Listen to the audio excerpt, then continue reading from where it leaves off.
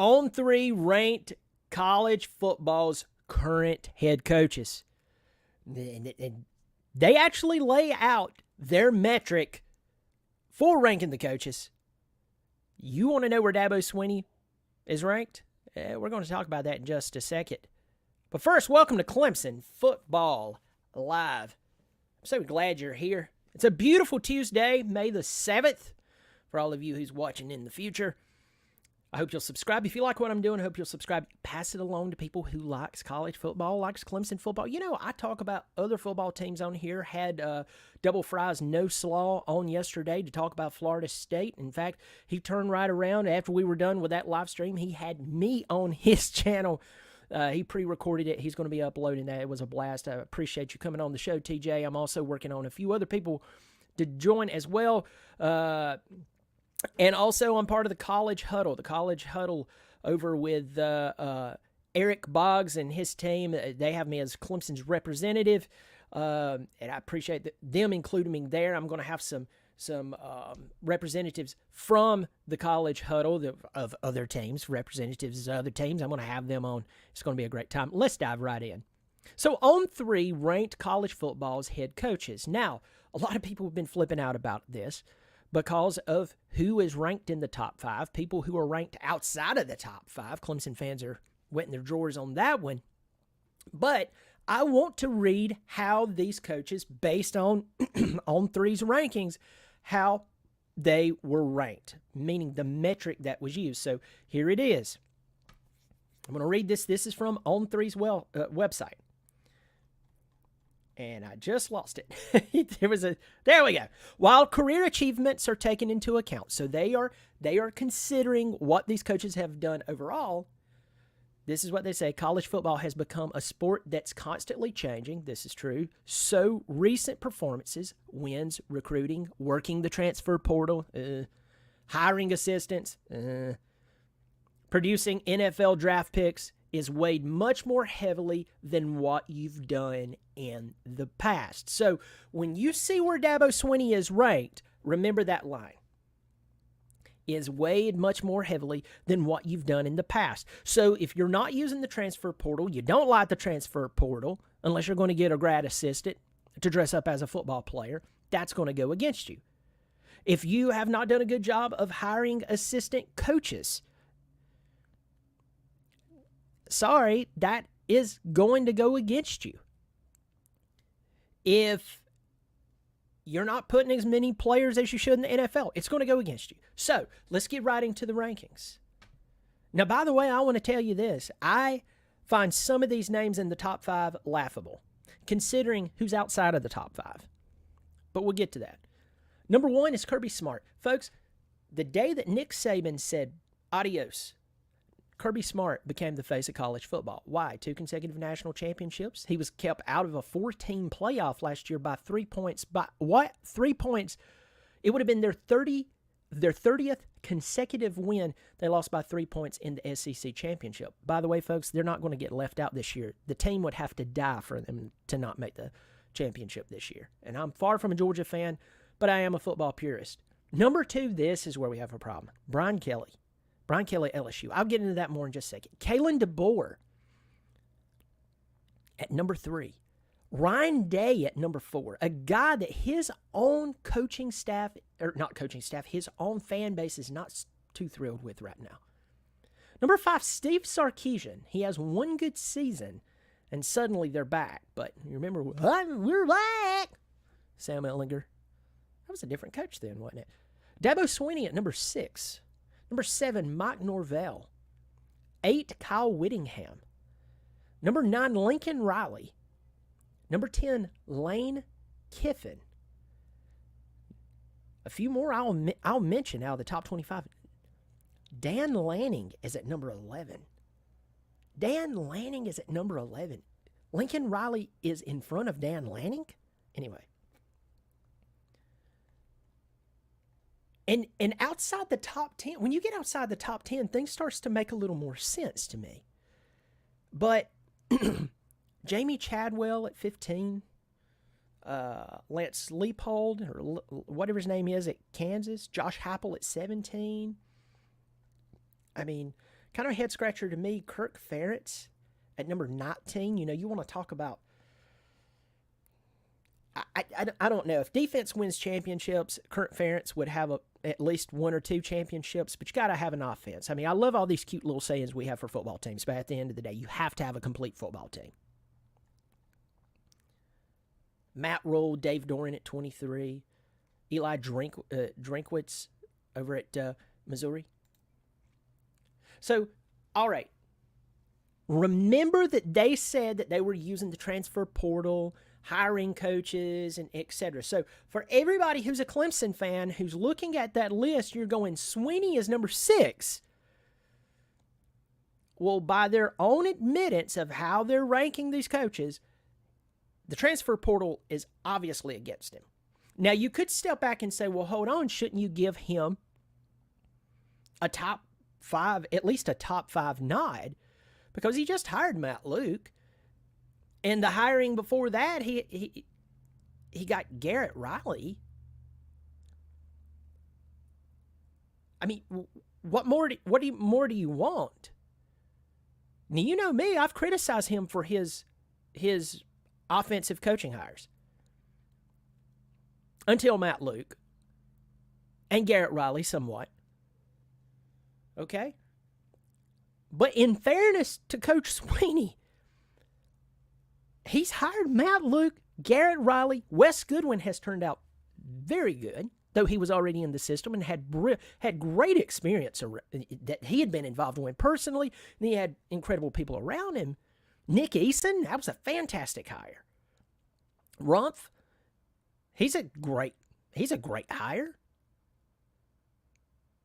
I mean, I'm just sitting here asking myself, like, in all fairness to Swinney, and you know me, if he earns criticism, I'll criticize him. I'm just not going to criticize the coach for nothing. Some of you act like I do, but you're wrong. But he's outside the top 5. And notice I haven't brought up 16 and 18, the 6 consecutive playoff appearances, the 12 consecutive 10-win seasons. I read what your metric is. I agree that you said you're basing it off that metric. I get it. But I'm a major negative for the transfer portal. But hiring assistants, putting players in the NFL, and how recent? Are we talking about a few weeks ago? In the draft? Maybe so. I mean, let's go back up here to this list. Kirby Smart, again, the face of college football. And if they were ranking the best active by accolades head coaches in college football, you would have Kirby or Dabo at number 1, and number 2 would be Kirby or Dabo. It's according whether you're going to give Kirby the nod because he had 2 consecutive national championships and it's been recent, versus Swinney. If you want to look at it, Swinney took over a not-so-good situation in the middle of a season with a team that was dejected, that was picked to possibly even make a run for the national championship. And then they're statistically out of winning the ACC championship. I mean, Swinney took over a bad deal. I think the year that Kirby took over, Georgia was 10-3 when he took over the team.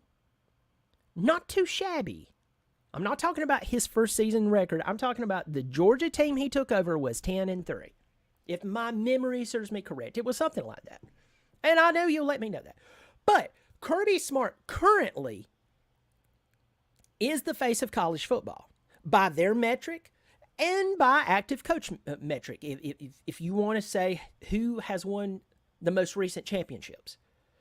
But Dabo Swinney or Kirby Smart would definitely be 1 or 2 if you were looking at accolades. They said straight up, we're not talking about the past, we're talking about recently. Kirby Smart would win that. But Brian Kelly at number 2? Brian Kelly at number 2. mean, the reason why is he overhauled the Tigers' defensive staff, poaching Blake Baker and Kevin Peoples from Missouri and Bo Davis from Texas. And they have the number one ranked recruiting class for 2025. Well, that's not a done deal. Guys decommit at the blink of an eye or the stroke of an NIL deal. So I can get that first part, but that just doesn't make sense. And look, I have no problem with Brian Kelly. Brian Kelly is not a bad football coach. Brian Kelly is someone that every time he got his team to the college football playoff, they got their tail whipped. They just didn't lose. They got punched in the face. It was like watching an old grandma get assaulted and have her pocketbook taken from her. He's opened up 2 years in a row playing against Florida State, the underdog coming into the game, and lost both of them. I don't understand this number 2 ranking. Or maybe you're just heavily leaning on hiring coaching staff. But that would bump Swinney up, right? With Garrett Riley, or is that who he hired this year? I mean, that really, to me, that was not very clear. If there's a video that accompanies this, maybe they explain it more. Good for them if they do. I don't have all the time in the world to watch every video that explains every article, but I am reading the rankings. I am reading the metric that was used for the rankings. Kalen DeBoer at number 3. I can kind of understand Kalen DeBoer more than Brian Kelly. Why? Well, his team was just in the national championship. He took Washington to the national championship. That is not easy. The past trips that they had to the college football playoff or to big New Year's 6 games, Washington didn't do so well. But Kalen DeBoer did his thing at little old Sioux Falls. He went on to Fresno State, and went on, to Washington. The guy can coach. I don't know how he's going to do at Alabama, and I wouldn't want to be the man that has to replace Nick Saban, but the man can coach. I can't say number 3 at this point, but I can't argue completely that that's out of the question that he would be in the top 5, maybe number 6. Ryan Day at number 4. Now, my good old friends over there at the College Huddle, and Eric Boggs, if he ends up watching this or listening to it, what's up, Eric? Eric said some really kind words about me the other day. I appreciate it, man. He's been very complimentary. And the only bad thing about Eric is that he happens to be a Buckeye. But Eric's good people. I have to pick at you, pal. But if you talk to Buckeye fans, Ryan Day is skating on thin ice. Why? Because of Michigan. Because of Michigan. Really. I mean, that's what it is. It comes down to Michigan. Us Clemson fans can remember in the early years of Dabo Swinney, he couldn't beat Steve Spurrier. The problem was Steve Spurrier coached this team from the armpit of hell. And that's the South Carolina Gamecocks. And no matter if we went and won the Orange Bowl for the first time in 30 years, there was still that dark shadow over Clemson, over Dabo Swinney, that he couldn't beat the old ball coach until he started beating the old ball coach. Steve Spurrier said peace out in the middle of a season because South Carolina got back to playing like South Carolina. But we know what this is like. If you're a Clemson fan, you know what it was like. Right now, that's where Ohio State and a lot of their fan base is with Ryan Day. Ryan Day is still a good football coach. Great? I'm not going to say that. Can I say that he's number 4? No, but I will say this. He's had control of the team long enough to wreck the car. The keys was thrown to Ryan Day to drive the car. He hasn't wrecked it. Ohio State is not, 8-4. They're not 7-5. And had half the team not sat out, they would have won their bowl game against Missouri. You can't help it if your team quits on you. Says we're going to go play in the NFL. I get the business decision. I understand it. I'm someone who advocates for understanding that college football is completely and totally a business decision. If my son if he was a big-time football player and he was like, stay and get my degree or go make millions, I'd say, son, go make your millions. You can come back and buy your sociology degree. Invest well. Stay away from Instagram models. You'll have a lot of money, kid. But his team quit on him. And if I understand right, he's 56-8 as a head coach. Folks, this guy can still coach. I don't have a problem with him being in the top 5, the top 6, the top 7. To me, it makes more sense than Brian Kelly at number 2, Steve Sarkeesian at number 5. Now in here they're saying he's building a monster at Texas. Texas has had the ability to be a monster for many years, and if you pay attention, folks, to Athlon Lindy's, Phil Steele, ESPN, Fox, whatever, CBS Sports, Texas has had the ability to build a monster for a very long time. This is nothing new. It's like saying water is wet. We know this. Texas has had the budget. They have the ability. They have the history to do a lot of great things. The head scratcher is why they have not done these great things. I can't say that Sark is not building a really good team, but to say he's building a monster, I think it's kind of funny.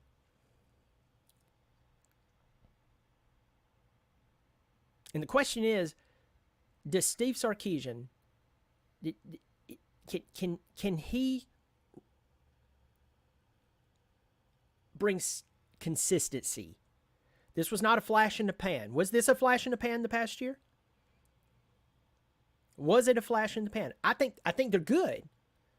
Once again, Texas has had a ton of talent since winning the national championship with Vince Young. 0 national championships.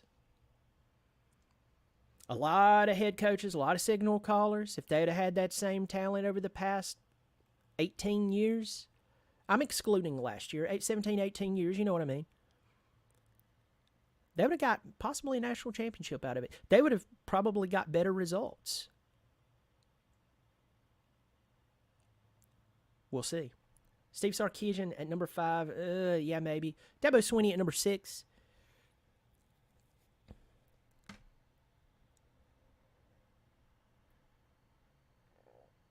Now, once again, remember, I've criticized Coach Swinney for the things I feel like he needs to be criticized for. I appreciate you, but there's still expectation on you. You're not being paid an honorarium of $11 million per year to go down there and coach Clemson. I don't agree with that. With that said, to me, this is totally unfair to Swinney. I'm going to read this. Still, Swinney is under real pressure to overcome a staleness around his program and reverse his reluctance to use the transfer portal. Okay, that's fair. But listen to this next line. He has made several staff changes in recent years, going outside the Tigris family for hires like Garrett Riley and Matt Luke. Hold on. The other teams you let off with that statement. You did. Just go back and look. You led off with the good statement first, but what do? You start off with this transfer portal crap.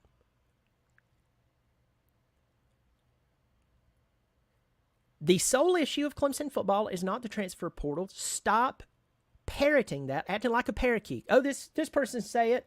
Polly wants a cracker. Polly wants a cracker. That's what they're doing. Dabo Swinney needs to use the transfer portal. Dabo Swinney needs to use the transfer portal. Dabo Swinney needs to use the transfer portal. Portal. No. Okay. I am not against him using the transfer portal for supplementary players here and there. I'm not against that. I have beat the drum till the drum head is busted. Coaching Coaching is what has hurt Clemson at the position level. The defense has great experience on the defensive side in the coaching department. That's why it has not fell apart. The offense, the opposite, until you got Matt Luke here in December. And something weird was going on with Garrett Riley. But the transfer portal is being harped on as the sole issue. That is the low-hanging fruit. I just hate to tell you that fruit is semi-rotten. But I think it is unfair to Coach Swinney, who I criticize for things I deem that he should be criticized for. I think it's unfair to him that they let off with the bad statement first. When everybody else... Brian Kelly, what they should go back up here to Brian Kelly, though the coach couldn't win his 2 openers that he was favored in, though the coach who, I know this is going back in time, but though the coach who every time he got his team into a big game, they got the gold ripped off their helmet when he was at Notre Dame. Oh, but Brian, that's not the metric. It's how many good hires he's made and right. Oh, that says #1 recruiting class. Clemson's recruiting class for 2025 looks fantastic. Have you seen it? No mention of that. Dabo Swinney went out and hired Garrett Riley and hired Matt Luke. Sure, I wished he would go out and hire a new wide receiver coach. Maybe get some NFL guru. Pay him ungodly money to come in and work with these quarterbacks that we're ruining by the handfuls. Yeah, maybe I would like for him to do that, but he did hire Garrett Riley and Matt Luke, but you lead off with the transfer portal trash? Oh my God, give me a break. #7, Mike Norvell. I mean, Mike Norvell can coach. Mike Norvell can coach. And those 2 teams are going to go head to head. In Tallahassee, it's going to be a great game.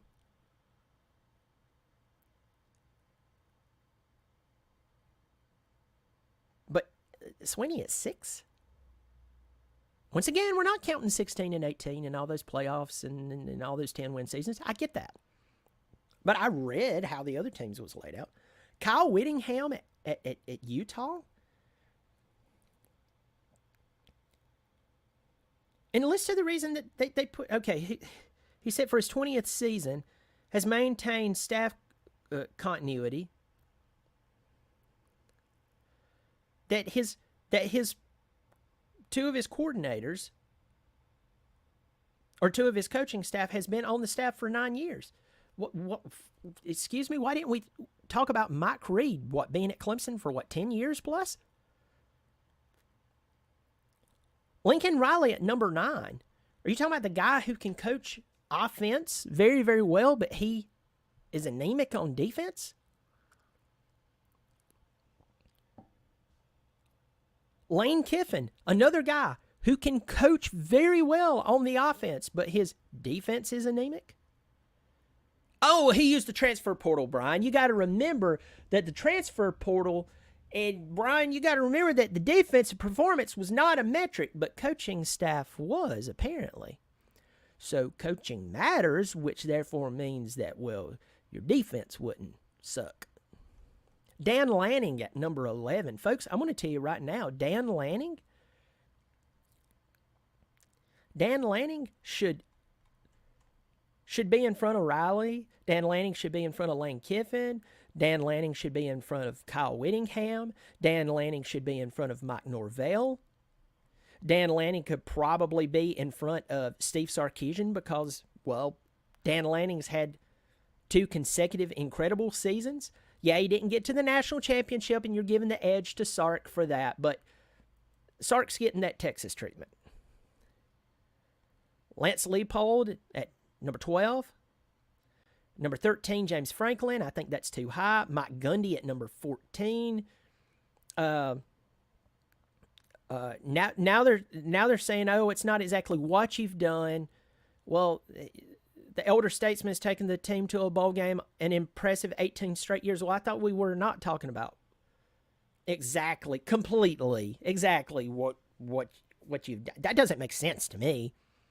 Now, if you're including that, why don't we go back to Dabo Swinney and say, oh, yeah, the guy up until last year when he started reaping what he sowed with poor coaching hires because he used to play for the orange and white, he had 12 consecutive 10-win seasons, 6 consecutive college football playoff appearances, 2 national championships. If we're doing this now later on, why didn't we do that earlier on with Dabo Swinney? Oh, it would have shot him on up the list. Trust me, I'm not going to be a hypocrite here. I've criticized Swinney where Swinney needs to be criticized. But this, to me, is just unfair as you go down the list as they're ranking these. I'm going to get in the comment section real quick. May there still gamble is a member of Clemson Football Live. You see that little circle right there beside Still Gamble's name? May there, Brian, no Bobby Durkins reference. Good to see you. Afternoon, sir. Good to see you, Tiger in the Burrow. Jason Wilkerson, may there, Brian. It's good to see you. Good coach, got too comfortable. Absolutely. Army, 3275. Good to see you, my friend. Bo Evil, one of my old buddies. Good to see you, my friend. He's a good coach, but he accept the existence of the... Oh, yeah. Correction, he doesn't accept the transfer portal. I got what you're saying. Folks, if you want to subscribe, I hope you'll subscribe. Pass this along to everyone that you know. Also, if you want to support our monthly channel, there's a join button below this video. It's $3, $5, or $5 per month. You choose. I appreciate everyone who's supporting John Seton, Still Gamble, Grafnar, Roger Parks. There's a bunch of you. Parker Henderson, Chase Henderson. I know I'm missing people, and I'm not trying to offend anyone, but I appreciate you supporting the channel. Let's get back to this. And I'm going to close this out now.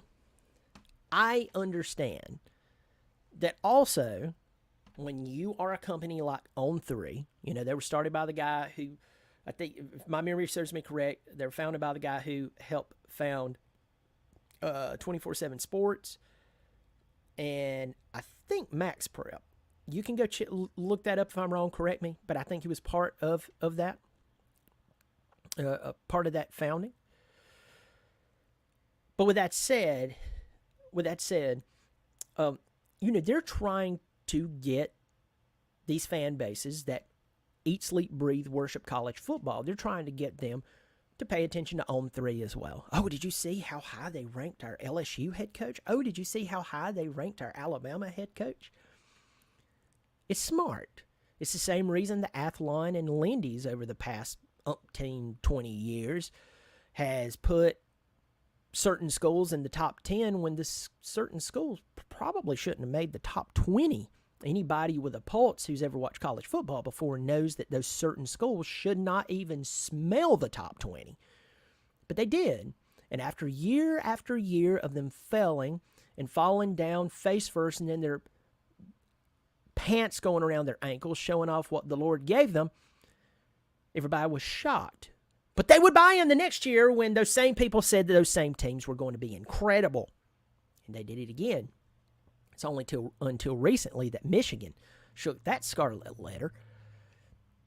But this is done to get fan bases who take college football seriously, to get them involved too.